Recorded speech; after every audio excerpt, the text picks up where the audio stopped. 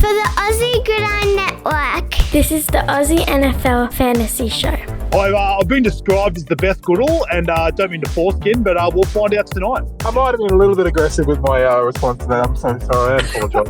Aussie? If you were in an apocalypse, would you rather be fighting zombies or aliens? That's such a fucking dumb question.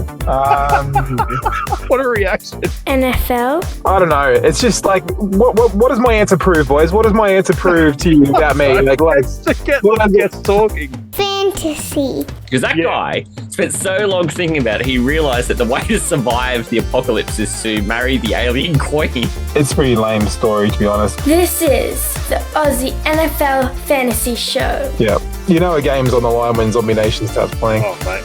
Oh. Australia's premier NFL fantasy football show is back on a Sunday. You're listening to the Aussie Gridiron Network, and this is the Aussie NFL Fantasy Show. They call me Matty C, and with me is, mate, I've just printed off a fresh stat sheet, and this guy is going to be very keen to talk about the starts of the week. It's Australia's favourite fantasy football analyst, Taylor Goodall. How you doing, mate? I've climbed the highest mountain. It was, mate, look. What a shithouse start the starts of the week in those first 2 weeks. God. It was just, we were just getting shit pegged at us by those wankers over there at the World. And we've crawled our way back, you and I, Matty C. And, mate, look, there's a new man on top. Let's go. Yeah. He's going to be doing some crowing a little bit later, and his name's not Taylor Goodall.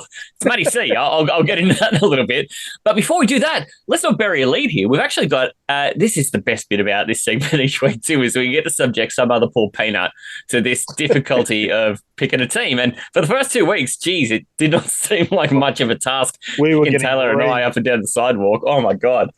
We did not give consent. We were getting reamed. Yeah. I had to show people on a doll where I got touched in the first 2 weeks. It was not good. So looking to continue that tradition, because it's been a couple of weeks since the world have had much success, is our guest from Friday's show, my brother and Taylor's mortal enemy, KIERAN Goodall. How are you, mate? Good. Poor peanut. That's something I've never been called before, unfortunately, but I do like it. Really? Poor peanut. Nice. Thanks for having me back. I appreciate it.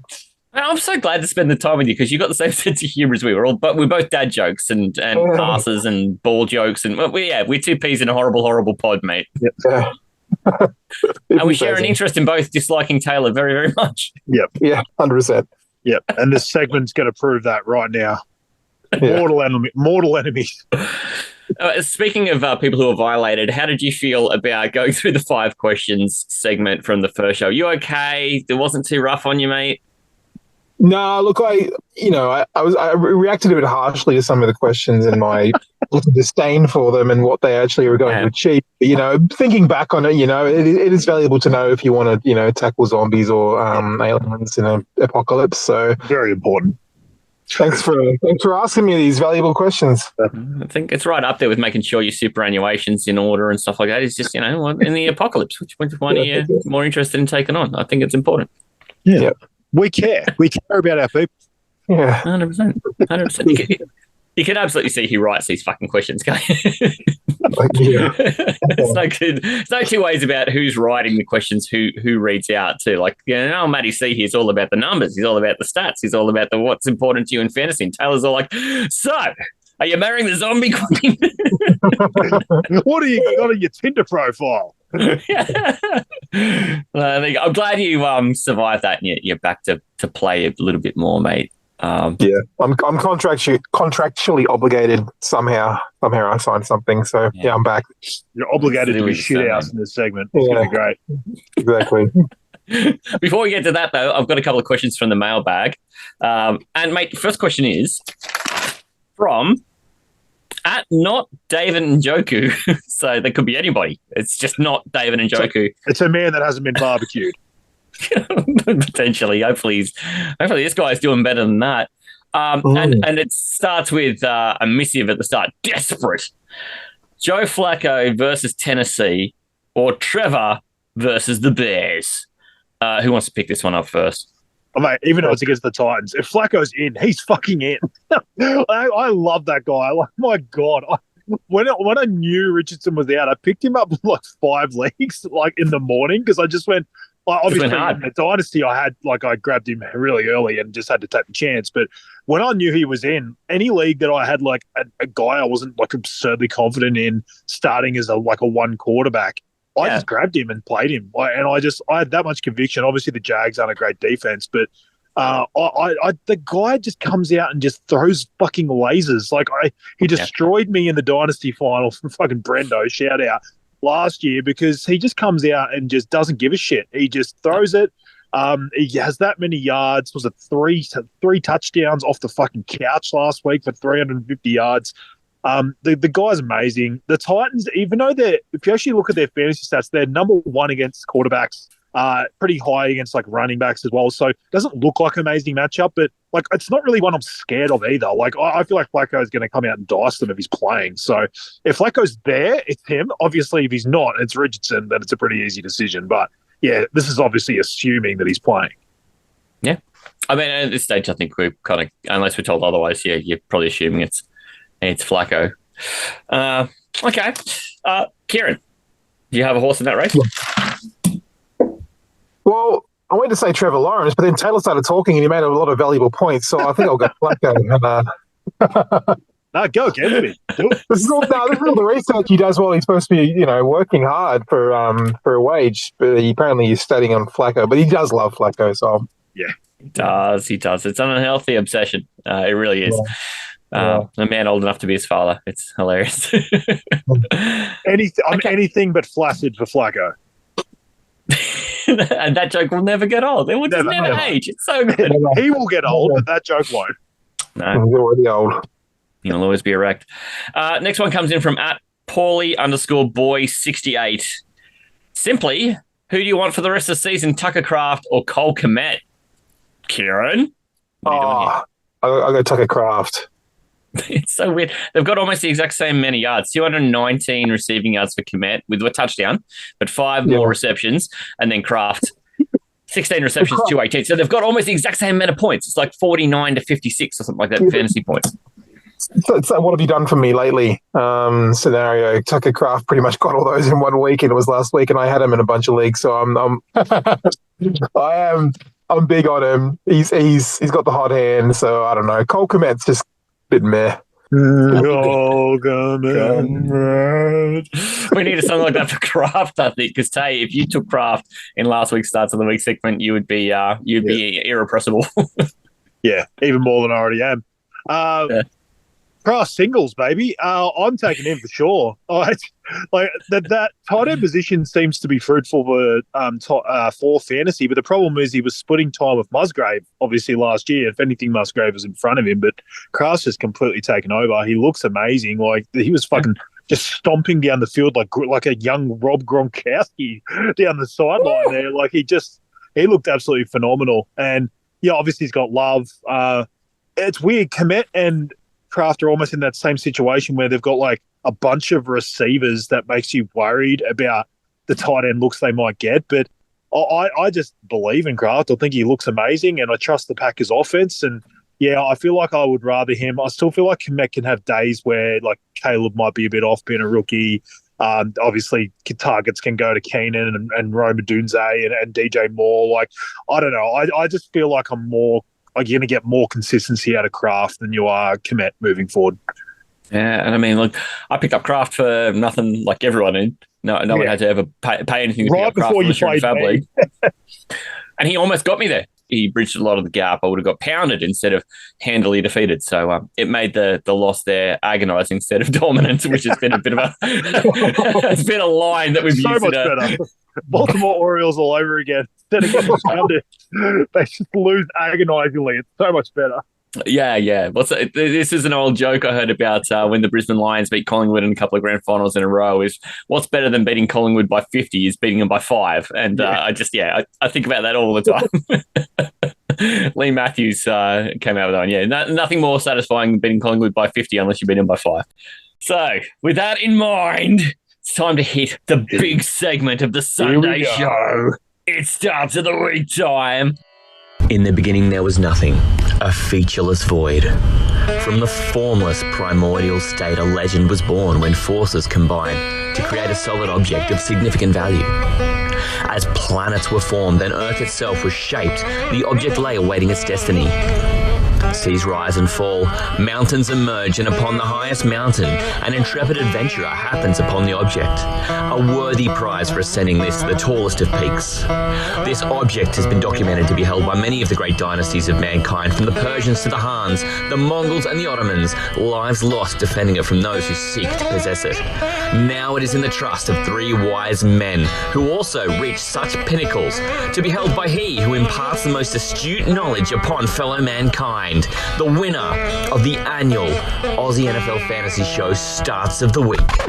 This is a segment that at first I thought was going to be intimidating for our guests when we started bringing them into this segment. Tay, it was your brainchild to offer that third chair as a rotator, and let's get a guest on each week, and then let's subject them to the fire, the forge, the press that is the Starts of the Week gauntlet. And mate, initially we had worn a fair bit of egg, but things have changed. Oh, things have changed. We got our asses handed to us the first 2 weeks straight off the bat.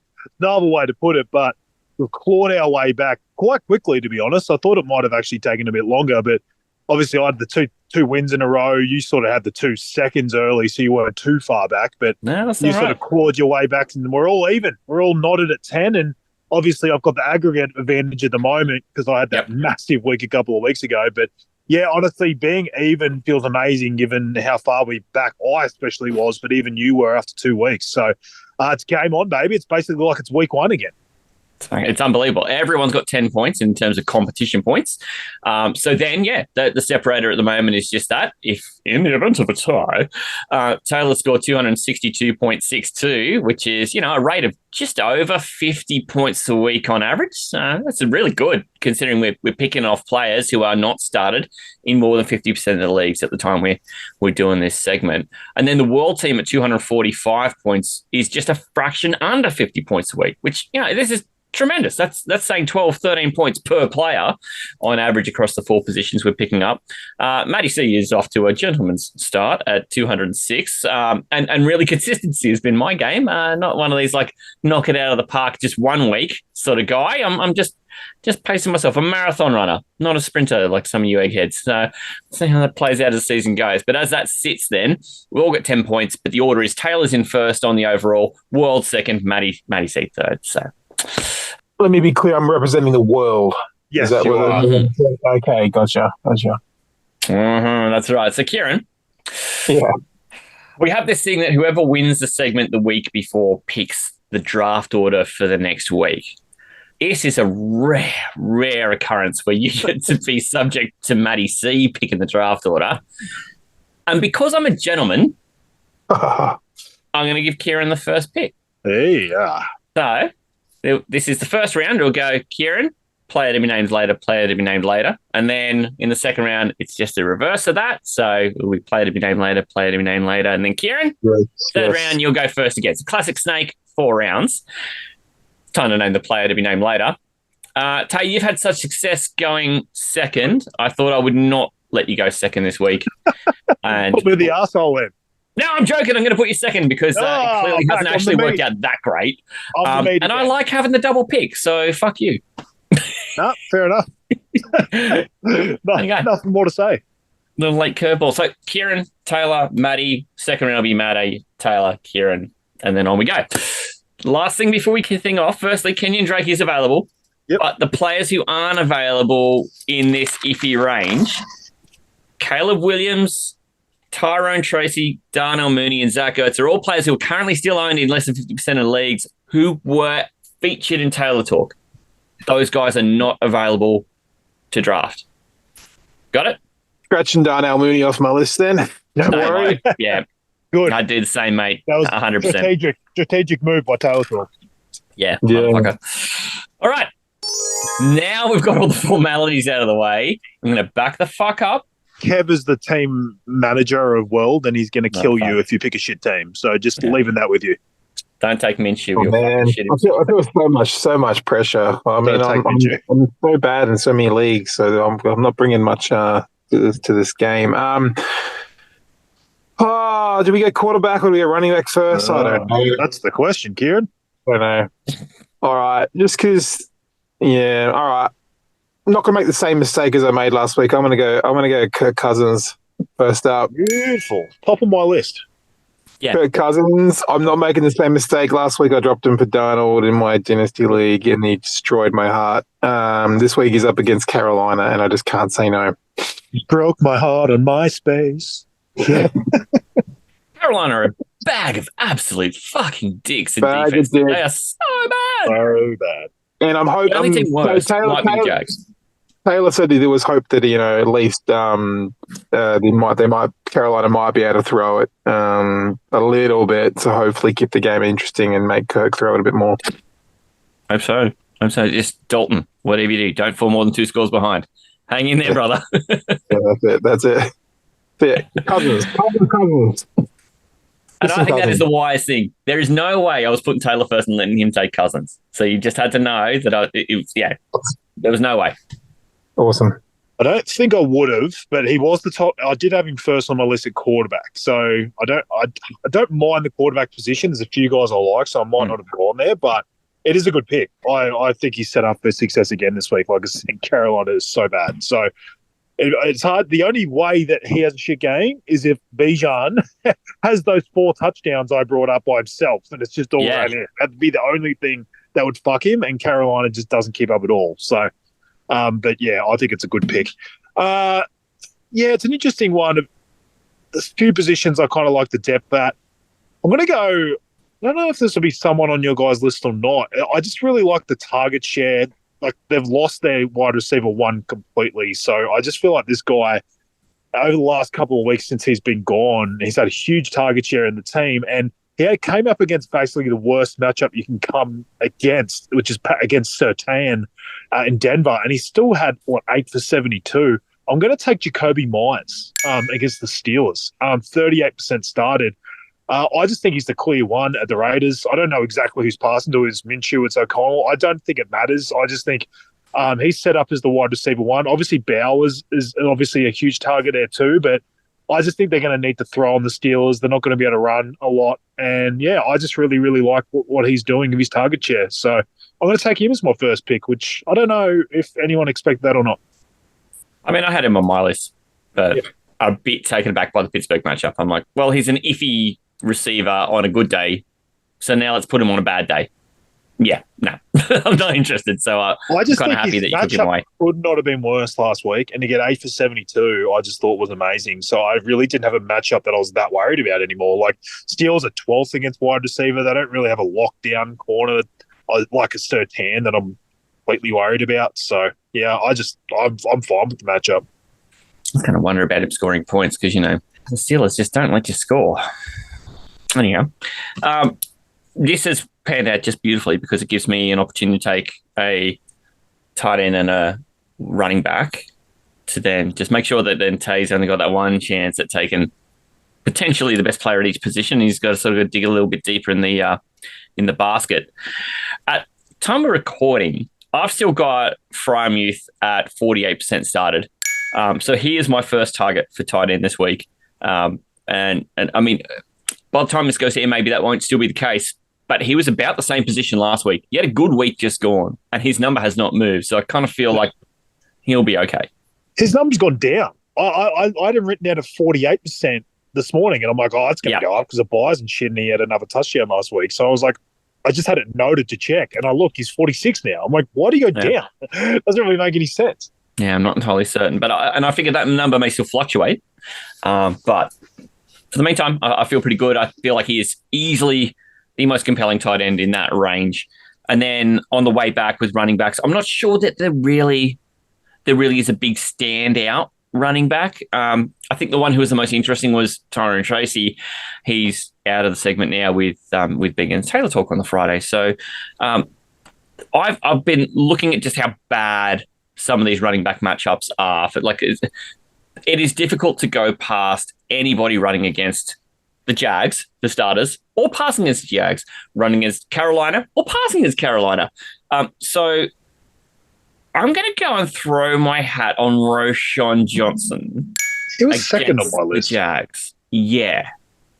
I don't mind it. He's getting work, even though obviously DeAndre Swift is sort of doing the most. Roshan just seems to either he gets the goal line, like he had 2 of the touchdowns last week, and he's just Short getting yardage, enough. Yeah. And the Swift touch run, he's in from 60. Like, I mean, if he didn't break a 60, he might not have been getting a touchdown. But it's just because that's Swift's role. It's not Roshan's role to be doing that. Yep.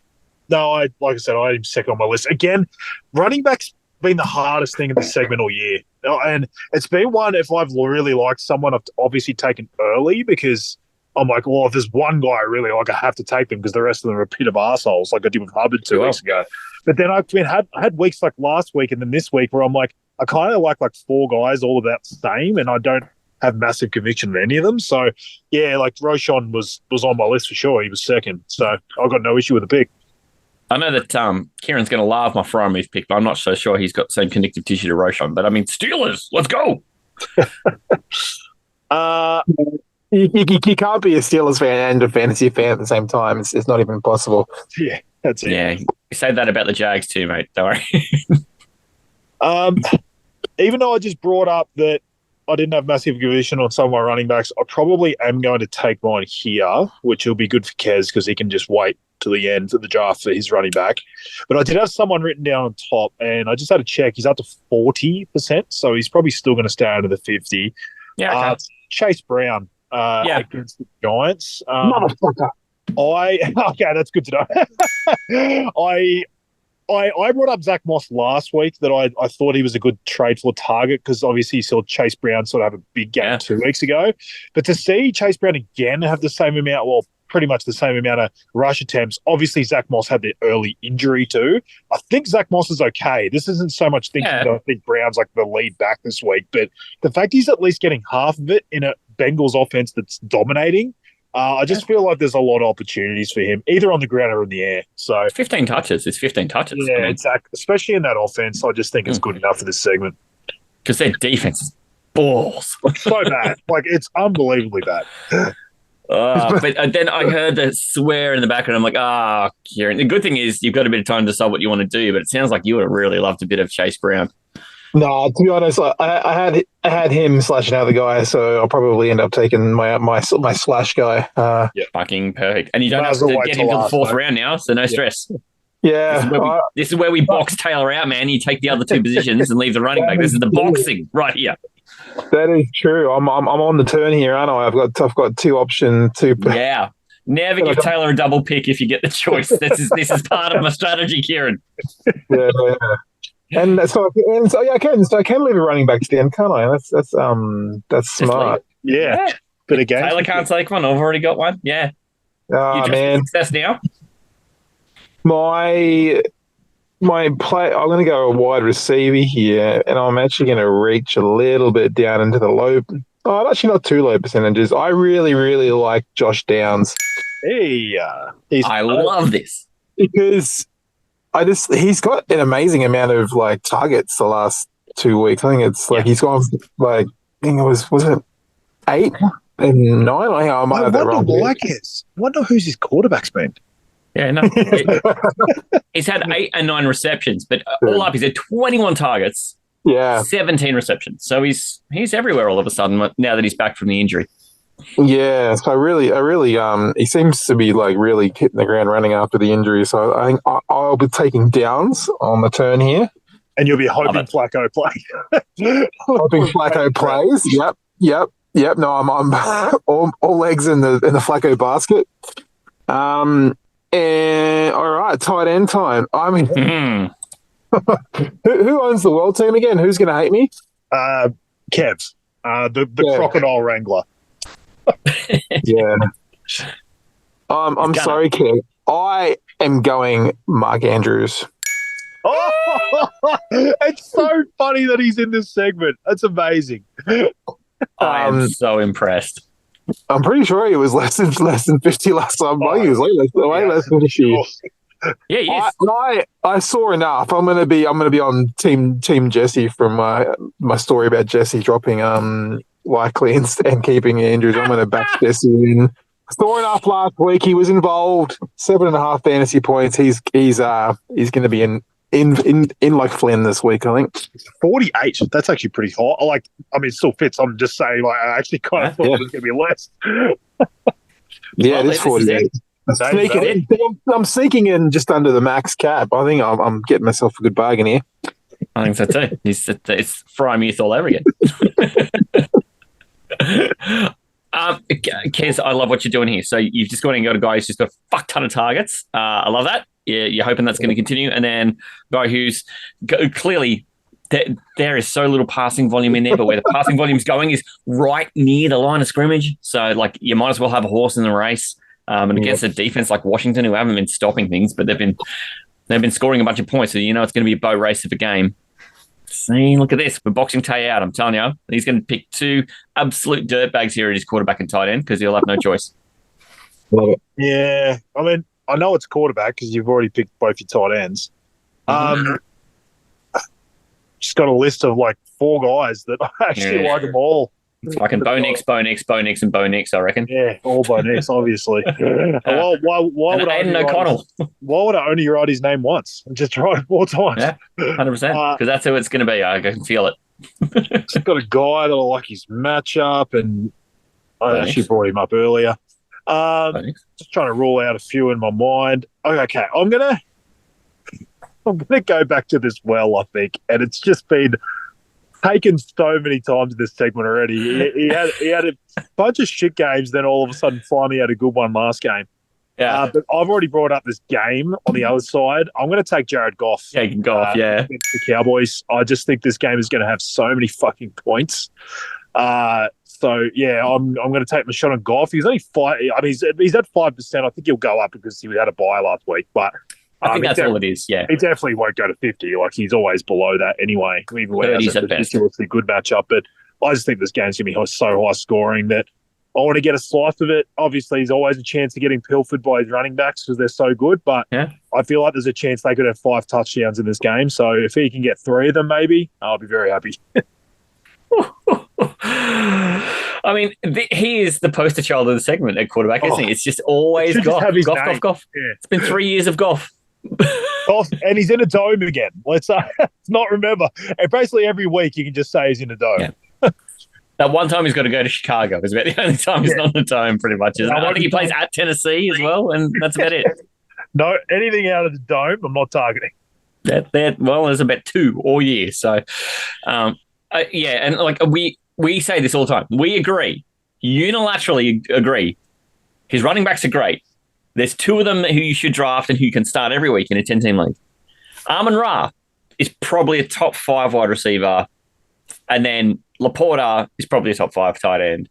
So why the hell is Goff this fringe starter? It's because he doesn't run. That's the only reason, is he doesn't have the legs. So he's all a volume play. He's the best O-line. And I don't know exactly the status of all the defenders, like Micah Parsons and everyone for Dallas, but this defense just doesn't scare me at all. Like, Dallas have just been so bad defensively. Like, the only thing that made them look okay against the Steelers was because of that game being in the rain, and it was just a shitty-ass game. Like, I have no confidence in Dallas defending this Lions team at all. I just think it's going to be a complete shootout. I'm not sure Dallas could defend my undersized 11-year-old. So, that probably tells you a bit. They somehow got a win that Pittsburgh were desperate to give them the other night. I still don't know how Pittsburgh lost that game. Here we go. Time to wrap up my team. I'm going straight to the wide receiver and actually, I just need to check the start percentage of this because coming off a bye, sometimes it's not always what it seems. But there's 2 fellas, and my first thought here is Calvin Ridley, the former human Viagra pill.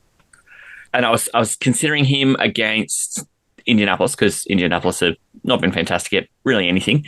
But then the other guy in that range who I was thinking of, because you guys have both taken your wide receivers, I can talk out my other one, was, do I go back to Cortland Sutton again? Oh, God. Cannot quit him. I cannot quit him. He's in my Astro League team. I've picked him up practically everywhere I can, but then he goes out and does things like last week. I think he had like a 2.4 or something like that. It was just horrendous. Nick took him off you. He did. But I mean, I didn't love his matchup last week, so that's a huge part of why. But I mean, against the LA Chargers, they don't scare me at all. I mean, the only thing that would give me any pause about it is that Bo Nix is still so up and down. But he has been seeming to get his feet under him. He certainly had his best passing performance last week. So I think I might lean into Sutton and we'll just ride that roller coaster one more time. Okay, your partner, like Matty, looks at Cortland Sutton. Like that's basically putting it out there to the people because he fucking loves that guy. He's also got the kind of name where you just think, if this guy was Cortland Sutton, 4th Esquire of Northumberlandshire or something like that, you'd be like, yeah, I could buy that. This is the guy who's going to talk to me endlessly about Elizabethan butter dishes. So there's kind of that appeal in his name as well. Last one around.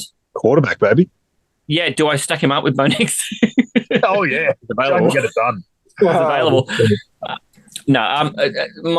I still don't know how this is possible, but at quarterback, even though he's got 250 million points, Baker is still only 45% started. Yeah. He's on my list too. It would be reckless to not take him. He's gone down as well. Like, there's been a bunch of weirdness with like people going down even on a bye week. Like, he was 40. He was right at the top 2. He's like 48. And I'm like, he's going to go over. And then I checked, he's gone to 45. I don't understand. And then you look at the quarterbacks who are back off a bye. Justin Herbert. Well, that's not threatening Baker Mayfield.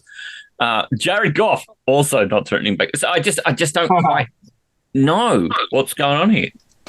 But it'd be reckless not to take him. So I've got to take Baker. He's playing against New Orleans in the Dome. I trust in Baker. Yep. I even had written it down, 48% on the way out. And I'm like, okay. And then I looked again, he's at 45. I'm like, okay, maybe he isn't.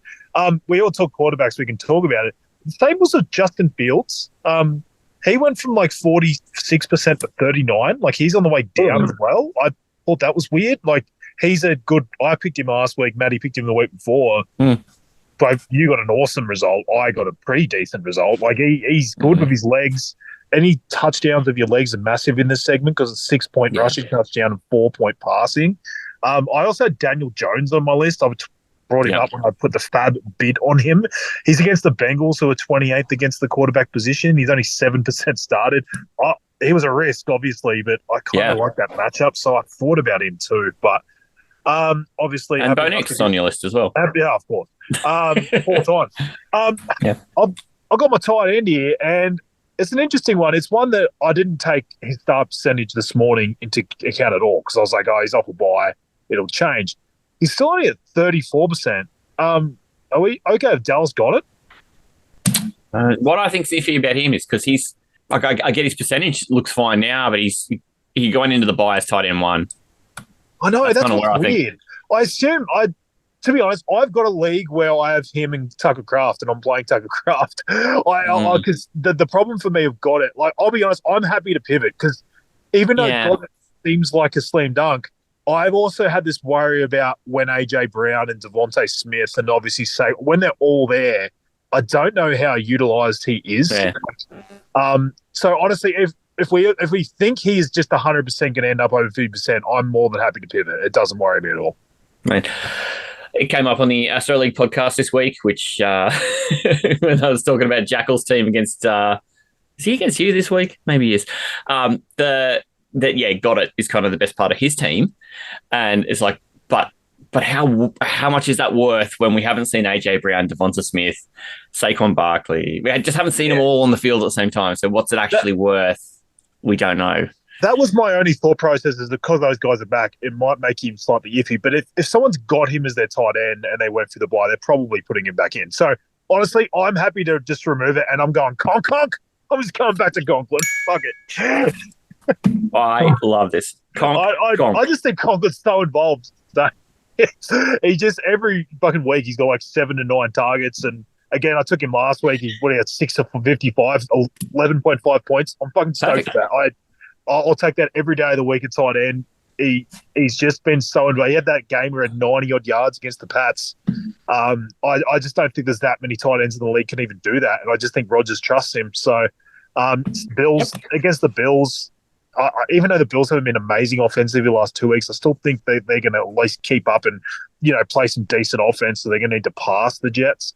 The Jets probably with the new coach, you get that new coach bump where they actually play well generally when they've just fired their coach. So, yeah, I don't know. you don't need many reasons to pick a tight end because they're so shit. Nope. But I feel like there's a few going for Conklin. I've taken him in this segment a few times. He's still only 16% started.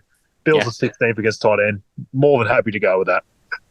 Yeah, and they're going to be chucking that ball around because Josh Allen's going to be playing hero ball to try and keep that offense moving because the offense hasn't been fantastic these last couple of weeks. In fact, that revenge game against the Texans was a real good one for the Bills against Stephon Diggs, wasn't it? Gee, fantastic. It worked real well. Divorce.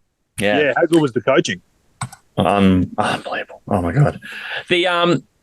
The up until this week too, Tyler Conklin had been almost pacing Garrett Wilson for fantasy points. So exactly. He's just so involved. I absolutely love it. Like, there's been a few times when I've been just like decimated with injuries and stuff in the dynasty. I've just played Conklin as a flex because you still get the 4 point per reception. I'm like, sweet, I'll just take the 8 to 12 points he gets every fucking week.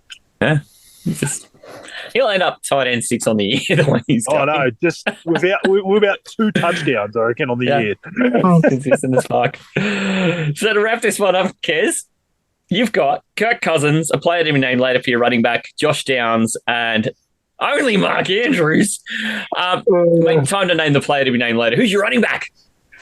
Running back, so I've found a good matchup. I found a player who's 43% started as Tony Pollard. Oh, wow. I like that. Coming off the bye. Off the bye. Huge workload the week before the bye. Up against the Colts, I believe. Oh, and they're ass. Pretty average run defense. Good matchup. I think that would be a bit of a bell cow on the day. I think I'm pretty happy with this one. Tank Bigsby carved up the fucking Colts rushing defense last week. Yeah, exactly. Bigsby. That's Can't a get good call. 4 carries in a game until last week. So, Tay, my only question here is this the Dallas Goedert rule? I mean, no, I'm fine with it. Let's be honest. Yeah. And like, if he's at 43 right now, I'm with you. Like, I don't think Pollard's like the kind of guy that just like would just be like ridiculously high. Like, I don't think he's getting up in the 70s or the 80s or anything. Do I think he could end up over 50? Sure. I don't know. Like, Spears takes some of the work. The Titans have been fucking piece of ass sometimes on offense anyway. Like, I'm fine with it. It's I think if he does finish over 50, it'll be like 54 or something like that. Yeah, he was iffy. That's the point. Benefit of the doubt, guys. Give your guest the benefit of the doubt, I'd say. I also just want to make sure Taylor comes third, Kieran. There's self-interest here. It's one of those ones where I would have looked down the list and just looked apart and not thought to even check his start percentage. But at the same time, like, there's probably leagues where there's guys you could legitimately play over him. Like let's just say like you had a flex opportunity and you had Mooney or him. I'm probably playing Mooney, and Mooney's played 34%. Like, yep. I don't know. I just don't think Pollard's a complete like his upside guarantee. Like, it's a good matchup, yes, but it's not about the matchup. It's about like the actual player. Like, you can't just be like, oh, he doesn't fit the segment because he's got a good matchup. That's exactly what we're trying to do in this segment. Yeah. We're trying to find good matchups. So Toddler could score a touchdown against Indianapolis too. So here's for Pollard. Yeah. I like it. Good on him for finding that in the 43% range, because it fits what we're saying right now as someone that's under 50% right now. And I don't think he is a complete dominant player that you could rule out of it. So that's fine. Had him on my list yesterday at 21%, and so he's on the climb. But as you say, I just think he'll always be iffy. And as you say, the leagues where I've actually got Pollard and I have to start him, do I feel good about it? No. So Pollard is my RB1 in Kelly Cup, Taylor. What did you say? Sorry. Pollard's my RB1 in Kelly Cup. You're besmirching my man. I'm fully committed too, because I've got no one else. Yeah. To lean in, kids. Lean in, mate. He's fully lent in. But that's a very good pickup at the end of this draft at running back of all places.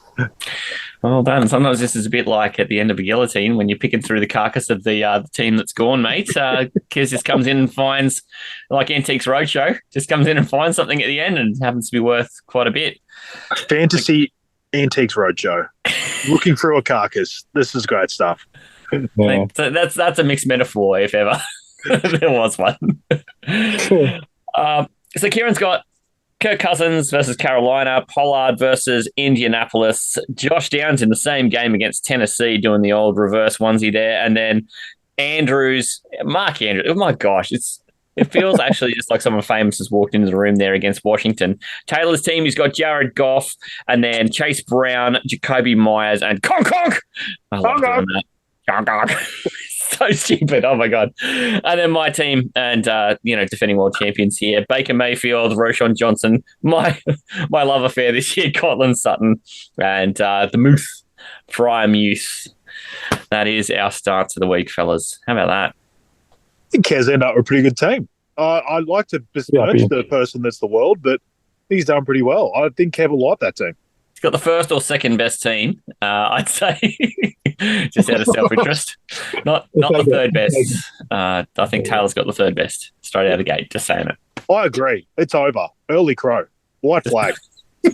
just I'm trying to manifest something here. Just put it out there into the atmosphere and just see what the universe does with it. My team is no chance of winning.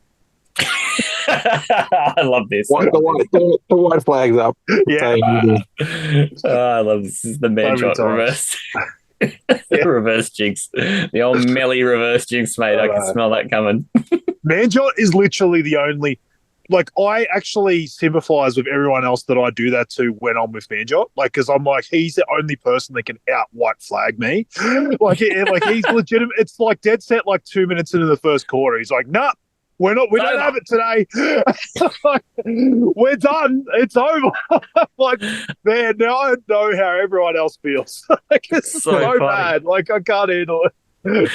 And that when it's North Melbourne, he's right. But most of his other teams, it's just like, okay, just settle. There's still like 2 hours to go. No, but when it's North Melbourne, it's like, it doesn't matter. That first drive, I didn't like it. We're done.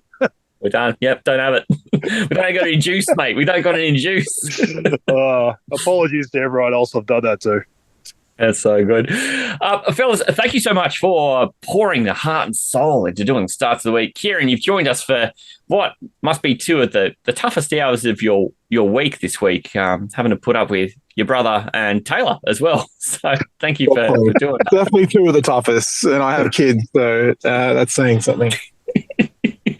I've been really making the hay out of the brother and Taylor joke as well. I've been really... Yeah, it's like there's gold in them hills. I'm still digging for that one. Hey, Tate, thank you so much for joining us as always, although you have to be here. That's how it works. So less sympathy for you. Yeah, to get my $1 million contracts like weekly, I have to turn up. So I guess I have to do it. But thanks so much for coming on, Kez. You know, we're like exactly each other being brothers, but yeah, like it's just been amazing the people that have come on this year. Getting to have a chat with different people with different perspectives. It's been such a good idea and it's been great. So thank you to everyone that's come on, but thank you so much for coming on tonight, Kez. Thanks for having me. It's been fun. Mate, and just quickly, how did that feel being under the microscope that is the Starts of the Week after watching other fellas do it? How does it feel to actually do it yourself? A lot of pressure, not going to lie. Yeah. I'm trying to represent the world. Yes, you haven't made it pretty daunting, to be honest, calling it the world team. But no, I feel like I did all right, you know. Feel confident that Mark Andrews slipped down to me, being the stud that he is. And Pollard. So there you go. I'm feeling pretty good. There are underprivileged kids in Africa who are absolutely pulling for you that you need to do this for, mate. So no pressure at all. Yeah, absolutely. Yeah, no worries. Well team. $1 a day. Let's all hope Anthony Richardson's just throwing fucking like underarm balls to Josh Downs. With his broken shoulder, just Trevor Chappell style. Bring that back. 27 targets, 26 receptions, 4 yards, that kind of thing. I don't think Anthony Richardson's thrown that many passes in his life. No, I don't think so. And certainly not with his bad shoulders, but how about that? Fellas, thank you so much. Of course, you can catch everything that's Aussie Gridiron Network related at the mothership, linktree/Aussie Gridiron Network. You'll find the guys from G'day Gridiron. They've got their show coming out, of course, every week that does the preview for the upcoming week's NFL games. But then they also do this wonderful reaction show not much after the week's show. So if you haven't caught one of those yet, go and find it here on this feed. You'll also start to find on the Aussie Gridiron Network too Aussie Gridiron Today turning up in the podcast feed. It happens all the time over on Pastry Press NFL YouTube channel, and it features the best of Australian gridiron, chiefly the ACT League, where Manjot and I work most of the time. But as this grows, we're hoping we can get involvement from some other leagues around the nation as well and start to really grow that. But you can find that as a podcast here on this feed starting this week as well. And then, of course, the famous merch store where you can now buy a Conk shirt. You can also you can go hunting for all kinds of stuff there. It is all at the mothership, linktree/Aussie Gridiron Network. Fellas, thank you again. We're going to get out of here, and all the very best with your Week 6 fantasy. Hooroo. Conk. Thanks, guys. For the Aussie Gridiron Network, this is the Aussie NFL Fantasy Show. That's a short stump to hang that hat on. I think the hat's dragging on the ground. Mate, I am someone who's well accustomed to having short stumps. It's like a 200th of a Shakti. Aussie? The anti-Ron Jeremy. It's like a Ron Jeremy had an innie. He's just got out of the pool. I've been in the pool. I was in the pool. NFL? He's got the same colour hair as the Bengals jersey. It was just a bit of surprise. That was probably the nicest thing you've ever said to me. Mate, I can't wait for that Niners stack to destroy your soul. And Matty, you're a piece of shit. Let's go. Fantasy. And obviously that defense is still a bit of a bucket of arseholes. We're going to have a water bet. This is the Aussie NFL Fantasy Show. There's Case Keenum in there, Ryan Fitzpatrick, Brian Hoyer, TJ Yates,